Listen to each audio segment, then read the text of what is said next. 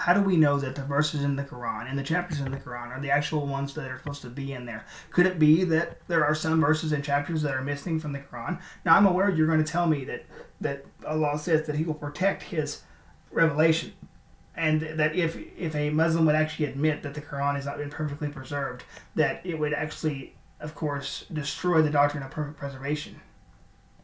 But all right, so I want to jump into this with regards to how easy the Quran says it is to memorize. In Surah chapter 54, verse 17, it says, "And in truth we have made the Quran easy for you to remember, but is there anyone who remembers it?" So here Allah tells the Prophet that it's easy to remember. So then we need to look at Surah chapter 2, verse 106. This is the verse about abrogation. It says, "We do not abrogate or cause to be forgotten anything of our revelation, and thus unless we bring something better or like it. Do you not know that Allah is able to do all things?" So once again, here we have the convenient doctrine of abrogation, where whenever people bring up something to the Muslims that they don't want to deal with, they say, well, it's been abrogated by such and such verse, which is actually quite a genius by the author of the Quran to get his people out of sticky situations that they don't want to actually deal with. I want to also look at Surah chapter 87, verse 6 and 7. It says, "We shall enable you to recite, then you shall never forget." So here the first part of the verse says that you will never forget the Quran with regards to whenever Muhammad received it. But notice what the last verse of it says. It says, "Except what Allah wills. Instead, He knows what is disclosed and He knows what is still hidden." So here, once again, it says that Muhammad will not forget the Quran, but then he says that he will forget it if Allah wills it to happen, which is once again very convenient for the Islamic community. I want to look at Sahih Bukhari, volume 6, book 61, number 552, and you can find all these sources in the description box. It says, narrated by Abu Musa, "The Prophet said, 'Keep on reciting the Quran, for by Him whose hand is my life, the Quran runs away or is forgotten faster than camels that are released from their tying ropes.'" So here, of course, it says that it's easy to forget the Quran, which is problematic because in Surah chapter 54, verse 17, it says that it's easy to remember. So which is it? Is it easy to remember, or is it hard to actually remember? Because it says that the Quran escapes as fast as camels who are let off the ropes. The Quran has a problem here, and the Islamic sources have a problem here, because you can't have it both ways. It cannot be either easy to forget or very difficult to forget. I want to also look at the actual necessity of writing things down. It says in Surah chapter 2, verse 282, "Be not averse to writing it down, whether it is small or great." This is speaking of a debt contract with the term thereof. "This is more equitable in the sight of Allah and more certain for the testimony, and the best way of avoiding the doubts between you." The important thing I want to make mention of here is that Allah said it is actually necessary to write things down. Which, Allah doesn't actually know this, but He's actually affirmed that the New Testament is better than the Quran, because the New Testament was written down as soon as it was revealed. We have papyrus of the New Testament. Then of course we have the Greek manuscripts and the Latin manuscripts, and we also have the writings of the patristic fathers. So the New Testament has been written down, and the New Testament was completed in the 1st century. I'm going to also make mention of another hadith. It's Sahih Bukhari, 50:37, narrated Aisha. "The Prophet heard a man reciting the Quran in the mosque and said, 'May Allah bestow His mercy on him, as he reminded me of such and such verses and such surahs.'" So here we have a man who reminded Muhammad of verses and chapters in the Quran. So once again, my confidence in Muhammad actually remembering what needed to be in the Quran, it dwindles by the second, because a man reminded Muhammad what the Quran has said. I want to also make mention of another surah, another hadith. It's in Sahih Muslim 788b. Aisha reported that the Messenger of Allah listened to the recitation of the Quran by a man in the mosque. Thereupon he said, "May Allah have mercy upon him, for he has reminded me of the verse which I had been made to forget." Once again, Muhammad has been made to forget a surah in the Quran. Once again, this is very, very troubling. And I have absolutely no confidence in the simple fact that the Quran has been perfectly preserved, because Muhammad keeps on forgetting stuff in the Quran. I don't know how Muslims can actually think that the things that are in the Quran today are the things that were actually there before. I want to continue on, though. It says in Sahih Muslim 1050, Abu Harb bin al-Awad reported on the authority of his father that Abu Musa al-Afri sent for the reciters of Basra. They came to him, and they were 300 in number. They recited the Quran, and notice what he said. He says, "And he said, 'You are the best among the inhabitants of Basra, for you are the reciters among them. So continue to recite, but bear in mind that your reciting for a long time may not harden your hearts as were hardened the hearts of those before you.'" Notice what he says here. "We used to recite a surah which resembled in length and severity the Surah Baqarah." So that's Surah chapter 2, or the cow, which has 282 verses. It says, "I have, however, forgotten it, with the exception of this which I remember out of it. If there were two valleys full of riches for the son of Adam, he would long for a third valley, and nothing would fill the stomach of the son of Adam but dust. And we used to recite a surah which resembled one of the surahs of Merabat, and I have forgotten it, but remember this much out of it.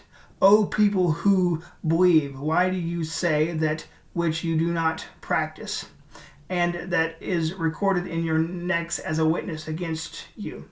And you would be asked about it on the day of resurrection." That's Surah chapter 17, verse 13. At the end there, and in the middle, of course, it's Surah chapter 61, verse 2. I want to bring your attention to Al-Tamri 1431. It says, "Umar bin al-Khattab said, the messenger of Allah," this is speaking of the verse of stoning. It says, "The messenger of Allah stoned, Abu Bakr stoned, and I stoned." Notice what it says next.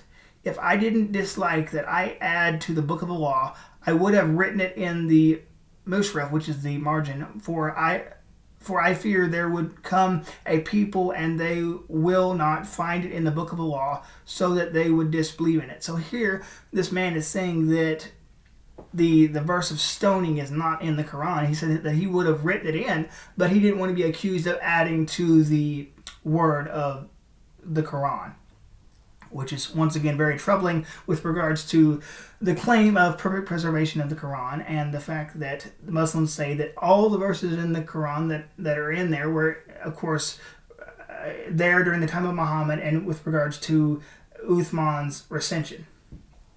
I want to also make mention of another Islamic text, and I want to make clear that Muslims claim this actually comes from an opponent or a critic of Islam, but it says, Abu bin Umar reportedly said, "Let none of you say, I've got the whole Quran.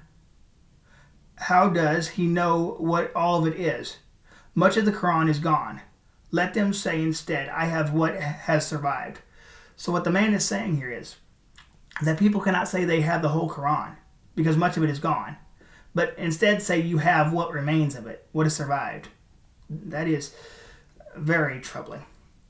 And the Muslim community, I don't think, really wants to deal with this stuff. Honestly, I don't think they actually know about this stuff, because the scholars have lied to them about it, and the Muslims are actually required in the Sharia to follow the example of the scholar, which actually does not go well for the actual Muslims having the right or the capacity to actually think for themselves. Now, please understand, I'm not saying that Muslims are stupid. I'm saying that they can think for themselves, but their scholars don't want them to think for themselves. The scholars want them to stay under their thumb and be able to just follow blindly what they say, Where I'm saying that Muslims actually need to investigate the claims of their system and make a decision based on their own research.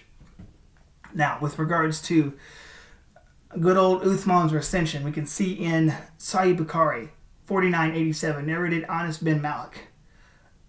Hadira bin al-Yami came to Uthman at the time when the people of Sham and the people of Iraq were waging war to conquer Armenia and Azerbaijan.